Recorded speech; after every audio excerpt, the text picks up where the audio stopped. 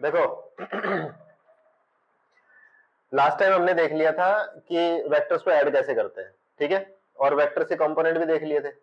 अब अगर मान लो कभी भी वेक्टर जो है कंपोनेंट फॉर्म के अंदर दे रखा है, जैसे मान लो एक ए वेक्टर है जिसके कंपोनेंट्स है a1i plus a2j plus a3k, ठीक है, और एक बी वेक्टर है लेट से b1i plus b2j plus b3k।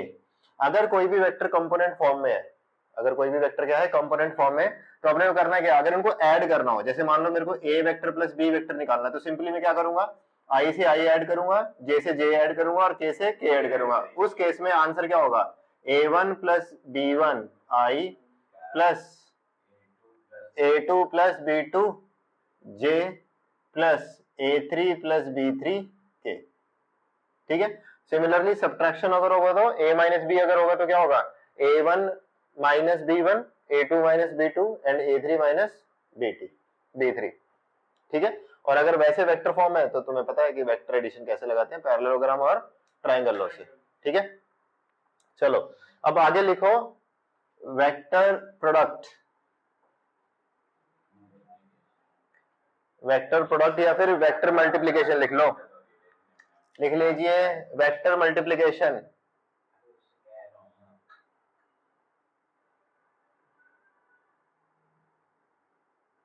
Multiplication, अब देखो वेक्टर के केस में हमारे पास दो तरीके की मल्टीप्लिकेशन हो सकती है या दो तरह के प्रोडक्ट हो सकते हैं।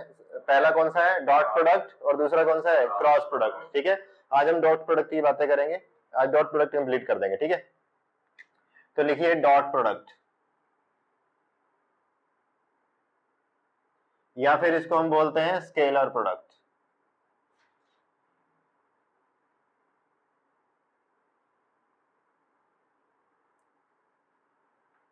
ठीक है। सबसे पहले इसको देखते हैं कि इसको डिनोट कैसे करते हैं। अगर मान लो मेरे पास एक वेक्टर a है और दूसरा वेक्टर है b, और मुझे इन दोनों का क्या करना है, डॉट प्रोडक्ट करना है, तो सबसे पहले मैं क्या लगाऊंगा यहाँ पे, डॉट। अगर तुमने कहीं पे ऐसा लिख दिया A B, it doesn't mean it's dot, ठीक है, ये ए बी वेक्टर भी नहीं है, कुछ भी नहीं है, ये ए वेक्टर बी वेक्टर लिखा हुआ बस तुमने, ठीक है, ये इनकम्प्लीट है। यहाँ पे डॉट होना बहुत जरूरी है। ऐसे ही हम क्रॉस के केस में देखें, क्रॉस होना बहुत जरूरी है, ठीक है। डॉट है तो फिर है लगाना है, ठीक है, इस चीज को समझे। तो ए डॉट बी, अब ये है क्या चीज, इसको हम ये खुलेगा कैसे, ये ओपन कैसे होगा, A dot B is equal to A magnitude B magnitude cos theta, A magnitude B magnitude cos theta, ठीक है। एक छोटी सी डेफिनेशन लिखे एक लाइन की इसके ऊपर, सबसे पहले ये लिख ले, फिर डेफिनेशन लिखे, लिखो it is defined as the product of, it is defined as the product of the magnitude of two vectors a and b,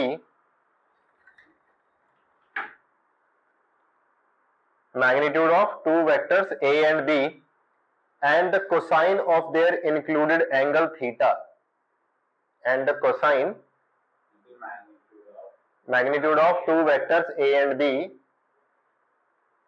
and the cosine of their included angle theta, cosine of their included angle theta, ठीक है। अब देखो कहना क्या चाह रहा है यहाँ पे, मान ले तेरे पास ऐसे दो वेक्टर्स हैं इस तरीके से, let say this is vector A and this is vector B, ठीक है। इन दोनों के बीच में एंगल क्या है, थीटा। अब ये कह रहा है कि अगर मेरे को ए डॉट बी करना है, ए डॉट बी, तो सबसे पहले ध्यान रखना, अगर मैं ए डॉट बी लिख रहा हूं तो एंगल मेजरमेंट मेरा कहां से है, ए से बी, ए से बी। तो ए डॉट बी क्या है, ए मैग्नीट्यूड बी मैग्नीट्यूड और cosine of the angle included by these two vector which is cos theta, तो ए बी कॉस थीटा ऐसे आया। अब ये एक्चुअल में दे क्या रहा है, इसका फिजिकल सिग्निफिकेंस क्या है, इसका ज्योमेट्रिकल मीनिंग क्या है, वो समझते हैं पहले, ठीक है। देखो हमने बोला A dot B is equal to like this, मान ले इसको ना थोड़ा सा ऐसे बनाते हैं, देख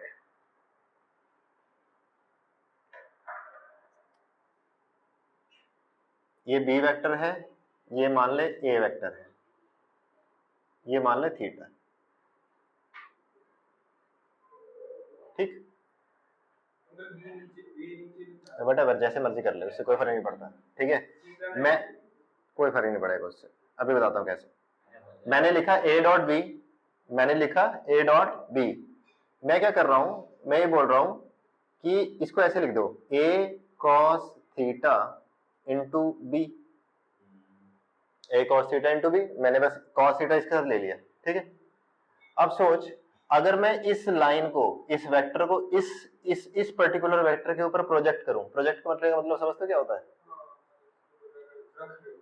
प्रोजेक्ट करने का मतलब क्या होता है कि अगर मैं ऊपर से लाइट जलाऊं तो इसकी शेडो कहां पे गिरेगी, कहां पे प्रोजेक्ट होगी? नीचे की तरफ, ठीक है, बिल्कुल एग्जैक्ट नीचे की तरफ आएगी, देख एग्जैक्ट नीचे की तरफ आएगी। अब सोच कि ये एक वेक्टर है, ये थीटा है, तो इसका ए वेक्टर का यहाँ पे कंपोनेंट क्या होगा?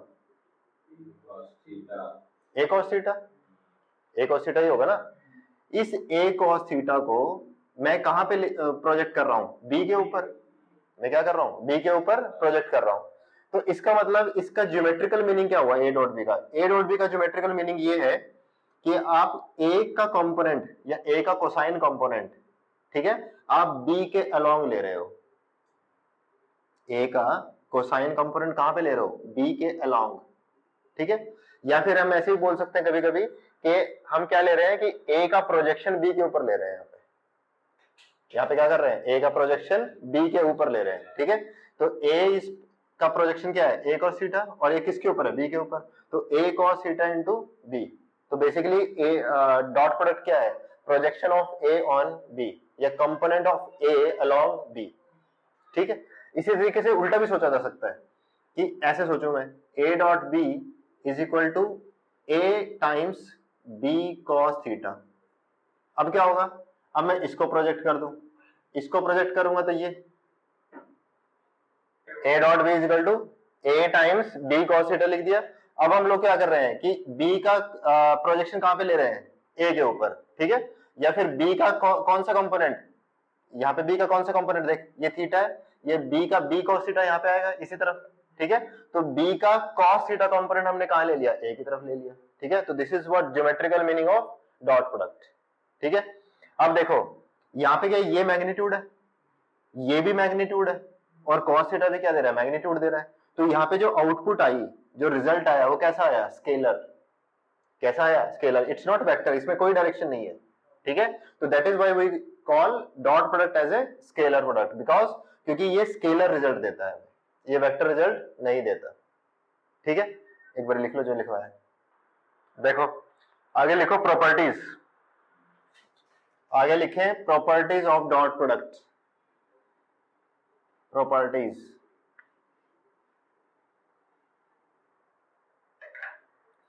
Property number 1, property number 1, A dot B is equal to B dot ए।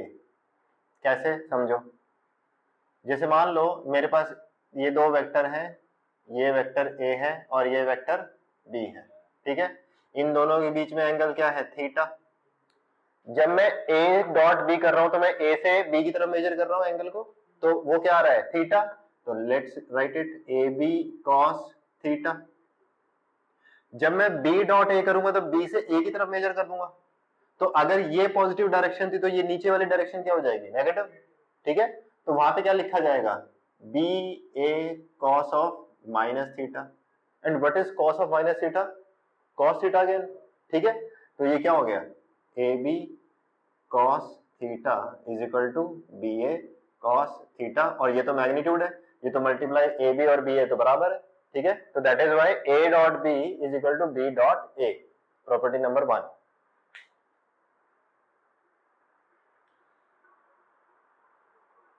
लिख लिया? नेक्स्ट लिखे, नेक्स्ट प्रॉपर्टी लिखे। अगर तुम्हें कुछ ऐसा दिया हो A dot B plus C vector ऐसे, ठीक है, तो तुम इसको अंदर क्या कर सकते हो? मल्टीप्लाई कर सकते हो। कैसे करोगे multiply? Simple, a dot B plus a dot c, ठीक है।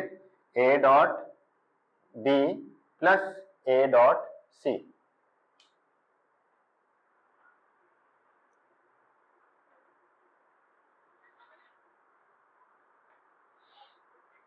नेक्स्ट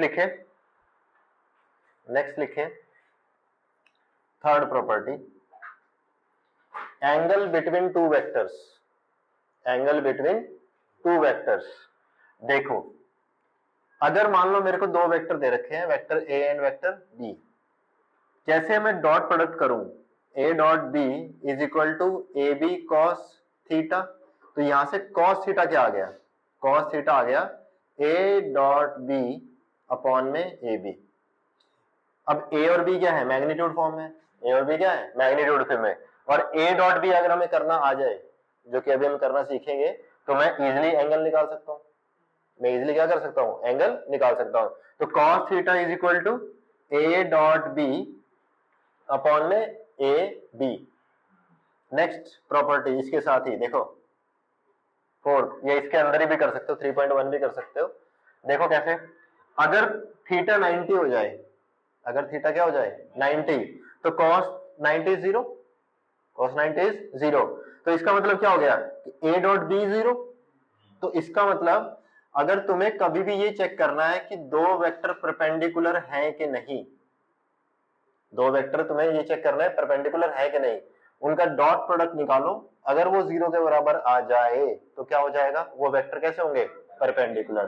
तो this implies what, A vector is perpendicular to B vector, A vector is perpendicular to B vector.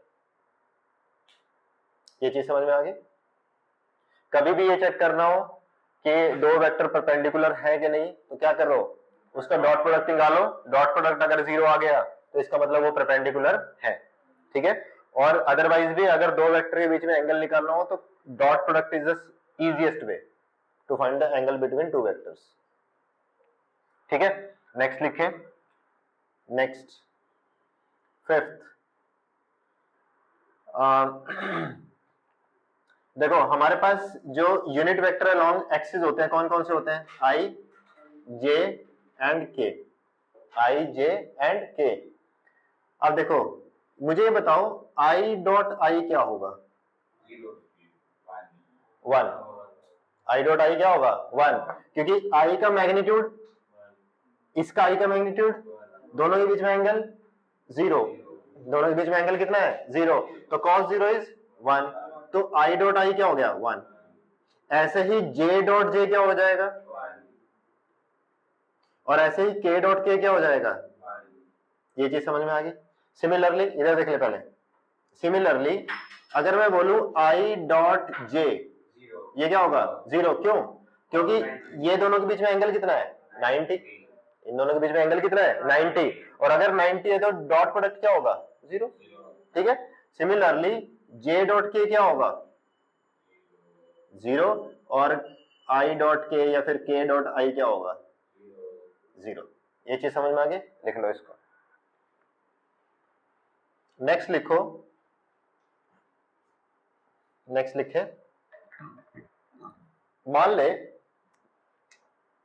कि तेरे पास एक वेक्टर है a, that is a1i plus a2j plus a3k। ऐसे ही तेरे पास b vector है, that is b1i plus b2j plus b3k, ठीक। अब मेरे को क्या निकालना है, मेरे को निकालना है a डॉट बी। अब मैं एक्चुअल में a डॉट बी निकालना सीखूंगा, ठीक है। a डॉट बी का मतलब क्या हुआ, मैं इसे कंपोनेंट फॉर्म में ऐसे लिख दूं, a1i plus a2j plus a3k dot b1i plus b2j plus b3k। ये चीज समझ में आ गई, ठीक है। a डॉट बी क्या हो जाएगा, ये डॉट विद दिस, ठीक। अब देखो, अब देखो जब मैं सबसे पहले इसको लूंगा, इसको किससे मल्टीप्लाई करूंगा, इससे, फिर इसको इससे, इसको इससे, ठीक है। अब ध्यान से देखना, जब मैं इसका डॉट करूंगा इसके साथ तो ये आएगा आई डॉट आई, और आई डॉट आई क्या होता है 1, तो मेरे को रिजल्ट क्या मिलेगा a1 b1। फिर जब मैं इसको इससे मल्टीप्लाई करूंगा तो क्या हो जाएगा आई डॉट जे, और आई डॉट जे क्या होता है 0, तो वो टर्म क्या हो जाएगी 0। सिमिलरली आई का के साथ भी क्या हो जाएगा 0, तो हमें क्या मिलेगा, देखो अगला नेक्स्ट, अब इसकी बारी आएगी, ये इससे मल्टीप्लाई 0, ये इससे मल्टीप्लाई 1, 1 के साथ a2 b2। सिमिलरली मुझे क्या मिल जाएगा, A3 B3। समझ में आया डॉट कैसे निकालते हैं? ठीक है, लिखो इसको। अब मुझे एक डॉट करके दिखाओ जरा, डू इट योरसेल्फ।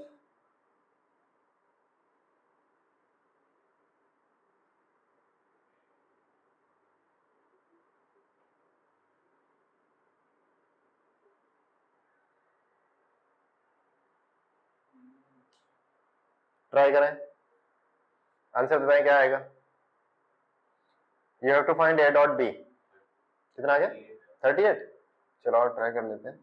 इसको मल्टीप्लाई करोगे तो 5, इसको करोगे तो 18 प्लस 15 कितना हो गया?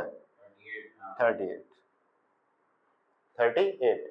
ठीक है, अब एक चीज और समझो, इसके साथ एक चीज और समझते हैं। देखो अभी हमने पिछली प्रॉपर्टी में देखा था कि एंगल बिटवीन टू वेक्टर क्या था मेरा, A डॉट B अपॉन में AB। अगर मेरा A वेक्टर ये होता और B वेक्टर ये होता तो क्या होता? A डॉट B निकालें। देखो A डॉट B अभी ये निकाल लिया हमने, तो ये क्या है, A1 B1 plus A2 B2 plus A3 B3 upon में A का magnitude is what, under root में A1 square A2 square A3 square, और B का magnitude is what, B1 square B2 square and B3 square. ठीक है, ये हम calculate कर लिया तो हम एंगल निकाल लेंगे। ये चीज समझ में आ गई? लिख लो इसको फटाफट, और इसके बीच में एंगल बताओ। ये अगर ये वेक्टर है और ये B वेक्टर है तो इनके बीच में एंगल बताएं कितना है। ठीक है, तो इसका एंगल कितना आ गया, cos theta is equal to 38 upon में 35 रूट 2। ठीक है, वट एवर जो भी एंगल आया वो तुम्हारा आंसर। ठीक है, समझ में आया कि कैसे हम एंगल निकालते हैं? ये चीज समझ में आ गई? ठीक है, आगे लिखो, नेक्स्ट लिखें।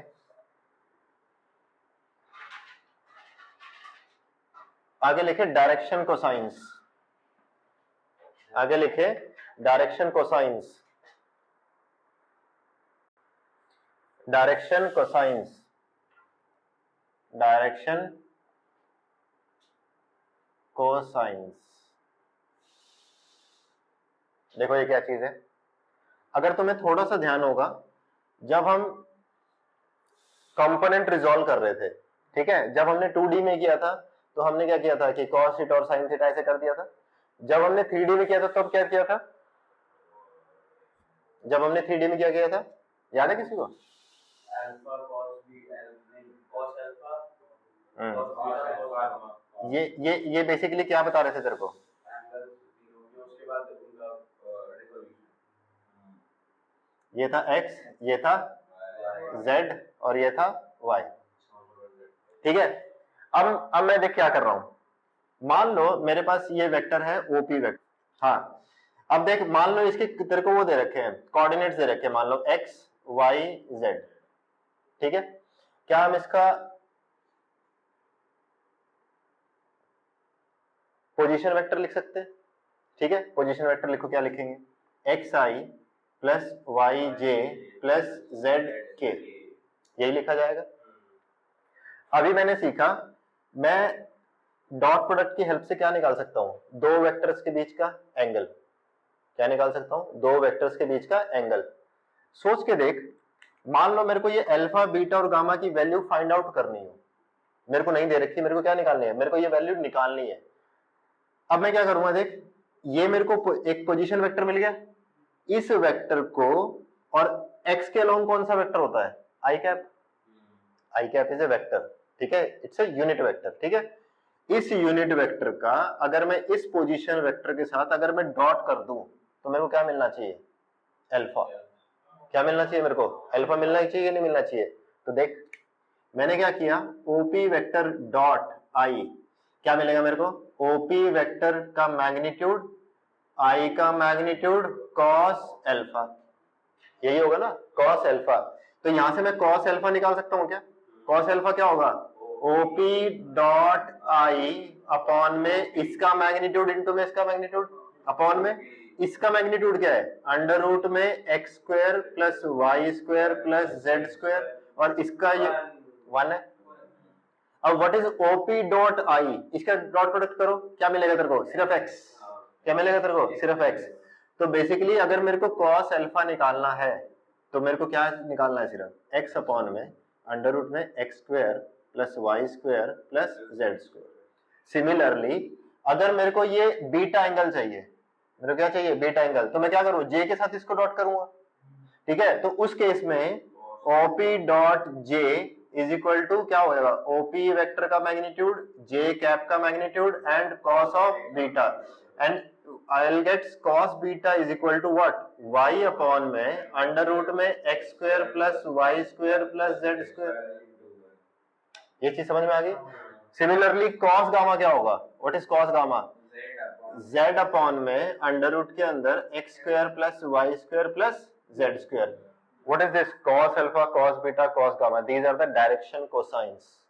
These are the direction cosines. ये मेरे को कहाँ हेल्प करते हैं?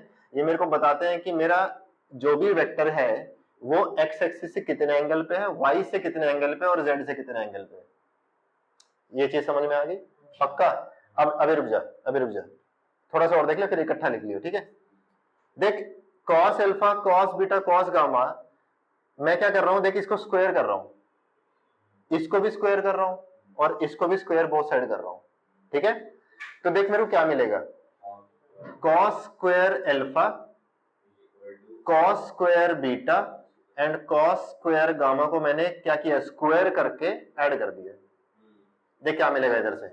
X square plus y square plus z square, इनका एलसीएम क्या है? सेम, तो x square y square z square क्या हो गया? तो ये प्रॉपर्टी तुम्हें याद होनी चाहिए कि cos square alpha plus cos square beta plus cos square gamma is equal to 1, is equal to 1, ठीक है? ये हमेशा होगा ऐसे। ये हम पढ़ेंगे डिटेल में जाके +2 की वेक्टर के अंदर जाके, ठीक है? लेकिन यहाँ पे तेरे को पता लग गया है कि व्हाट इज डायरेक्शन कोसाइन। आगे जाके एक डायरेक्शन रेशियोज भी आएगा, वो यहाँ पे इंपॉर्टेंट नहीं है, लेकिन ये इंपॉर्टेंट है, ठीक है? इसको लिख डालो। नेक्स्ट देखते हैं, कभी कभी ना तुमसे ऐसे पूछेगा क्वेश्चन, मतलब डायरेक्टली नहीं पूछेगा, थोड़ा घुमा के पूछेगा, तो उसको हम अभी देख लेते हैं। देखो किस तरीके से ये मतलब है डॉट प्रोडक्ट का पार्ट, लेकिन थोड़ा सा घुमा के पूछा गया। देखो कैसे पूछा है उसने। ये कह रहा है कि बताओ कि ए वेक्टर है और मेरा वेक्टर है बी, एक ए वेक्टर है और एक बी वेक्टर है। बताओ मुझे ए का कंपोनेंट, बताओ मुझे ए का कंपोनेंट बी के अलोंग कितना है, बी के अलोंग कितना है, होगा डॉट प्रोडक्ट, ठीक है? लेकिन वहां पे तेरे को आंसर पता कैसे? ऐसे नहीं होगा कि ए cos थीटा, आंसर ऐसे नहीं होगा। आंसर कैसे होगा वो मैं बताता हूं तेरे को। क्या पूछा गया मेरे का? ए का कंपोनेंट बी के अलोंग, तो ए का कंपोनेंट बी के अलोंग, मैं बस लिखने के लिए बस ऐसे, ठीक है? लिखने के लिए बता रहा, समझने के लिए बस, ठीक है? देखो कैसे मैं बोल रहा हूं, ए डॉट बी क्या होता था? A B cos theta. अब ये ए कॉस थीटा क्या था? Component of A along B, basically मेरे से यही पूछ रहा है, इनटू बी। अब देख मेरे को क्या चाहिए? Component of A along b चाहिए, तो a cos theta is equal to what? A dot B upon में बी। देख a cos theta is equal to what? A dot B upon में बी। तो इसका मतलब क्या हो गया कि ए का कंपोनेंट बी के अलोंग में कैसे लिख सकता हूं? ए डॉट बी अपॉन में बी, यही होगा।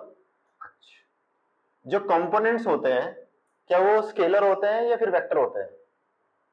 वेक्टर होते हैं। जो कंपोनेंट हम ब्रेक करते हैं किसी भी वेक्टर का, वो वेक्टर फॉर्म में तो होते हैं।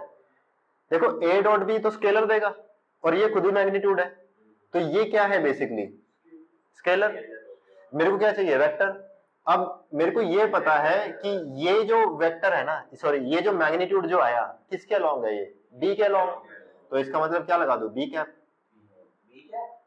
बी कैप जो बी वेक्टर है उसका यूनिट वेक्टर। नहीं समझे भाई? ये भी तो वेक्टर है ना, इसका यूनिट वेक्टर क्या होगा? बी कैप, ठीक है? तो ये ए डॉट बी अपॉन में बी इंटू में बी कैप, या तो वो तेरे को ऐसे दे देगा, या फिर तेरे इसको और थोड़ा सा आगे बढ़ाएगा, वो क्या लिखेगा, ए डॉट बी अपॉन में बी। अब इस ए बी क्या को क्या लिख सकता हूं मैं, बी वेक्टर अपॉन में बी का मैग्नीट्यूड, ठीक है। लेकिन अब क्या लिखूंगा मैं इसको कि ए डॉट बी अपॉन में बी स्क्वायर, ये तो मैग्नीट्यूड फॉर्म है, into B vector, into B vector, ठीक है। ये चीज समझ में आ गई, कोई दिक्कत, ठीक है। तो this is how a component along b, a का कंपोनेंट अलोंग बी। ये चीज समझ में आ गई, कंफ्यूज तो नहीं हो जाओगे इसमें, लिख लो। अब देखो नेक्स्ट, देखो इसी के अंदर एक और फॉर्म भी पूछी जा सकती है। अब देखो किस तरीके से पूछेगा वो ये कहेगा कि बताओ ए का परपेंडिकुलर कंपोनेंट, बताओ ए का component which is perpendicular to B, a का वो वाला कंपोनेंट जो बी के क्या हो, परपेंडिकुलर। देखो कैसे समझो इसको पहले, जैसे कि मान लो मेरे ये ए वेक्टर है, ये है मेरा बी वेक्टर, ये है मेरा थीटा, इसका कॉस थीटा कंपोनेंट किधर होगा, ये, और इस कंपोनेंट के परपेंडिकुलर एक कंपोनेंट और होगा। ये कंपोनेंट कैसा है, बी के परपेंडिकुलर, ये कंपोनेंट कैसा है, बी के परपेंडिकुलर। अब मुझे ये निकालना है, मुझे क्या निकालना है, ये वाला निकालना है। निकाल सकते हो, थोड़ा दिमाग लगाओ। देखो हमें क्या निकालना है, हमें ये कंपोनेंट की वैल्यू निकालनी है, ठीक। अब सोचो अगर मान लो ये इसका एक्स कॉस थीटा कंपोनेंट था और ये इसका दूसरा कंपोनेंट था, ये किसका रेजोल्यूशन था, ये किसका कंपोनेंट था, ए के।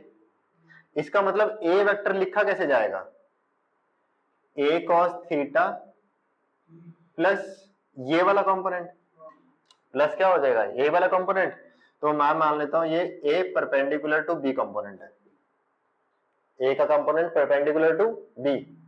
अब मुझे ये चाहिए, तो बेसिकली ये है क्या, a vector minus A cos theta, A vector minus A cos theta. अभी अभी तूने ए कॉस थीटा की वैल्यू निकाल ली है, तो इसका मतलब ए परपेंडिकुलर बी क्या हो जाएगा, a vector minus a dot B upon में B square into vector.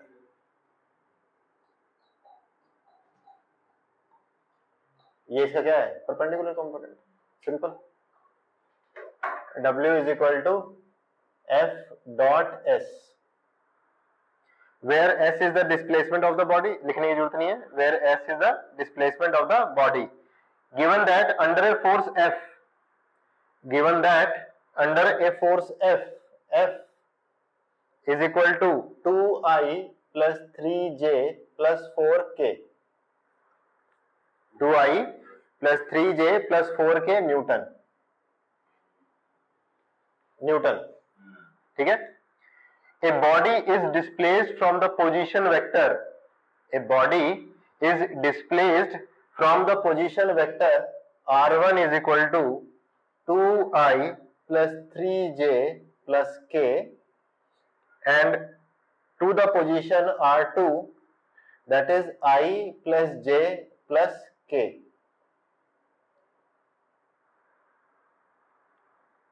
Find the work done by this force. Find the work done by this force.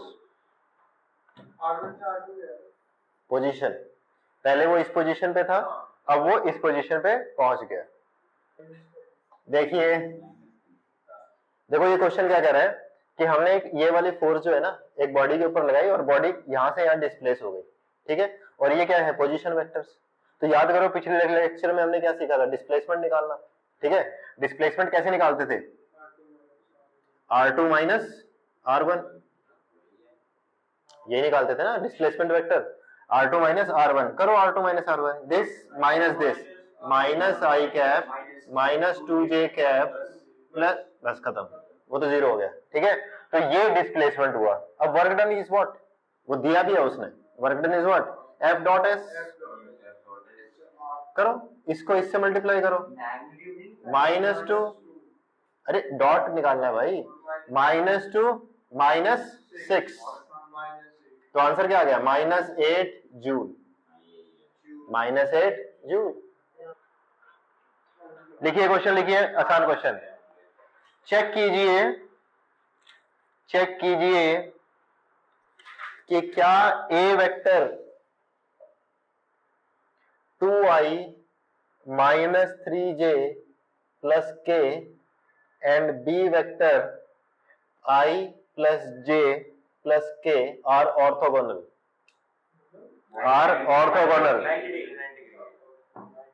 Orthogonal का मतलब क्या होता है? 90 डिग्री। जल्दी से बता दें फटाफट। इन दोनों का डॉट निकालें और चेक करें क्या वो 0 बन रहा है। यस, बन गया? पक्का? चलिए, हाँ, ए डॉट बी करें। 2 - 3 + 1, दिस इज 0। तो मैं बोल सकता हूँ कि these two vectors are orthogonal या फिर perpendicular to each other. Orthogonal.